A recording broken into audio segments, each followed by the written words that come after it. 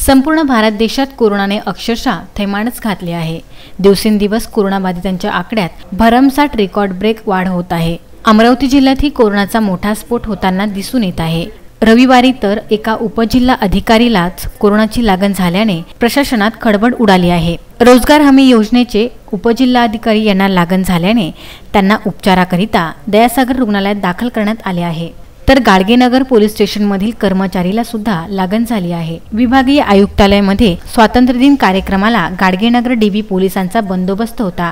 त्यातील एका कर्मचाऱ्याला सायंकाळी तब्येत बिघडल्याने स्वॅब घेतला असताना पोलीस कर्मचारीचा सुद्धा पॉझिटिव्ह अहवाल प्राप्त झाला। सोमवारी दुपारी पुन्हा 76 पॉझिटिव्ह अहवाल विदर्भ न्यूजला प्राप्त झाले आहेत। त्यात मध्यवर्ती कारागृहातील पुन्हा नव्याने 10 बंदींना कोरोनाची लागण झाली आहे। तर तिवसा तालुक्यातील 10 व्यक्ती, दर्यापूर येथील 6, चांदूर बाजार येथील 2 तर अमरावती शहरातील 34 जणांचा सोमवारी पॉझिटिव्ह अहवाल प्राप्त झाला आहे। Vidarbha news bureau, Amravati.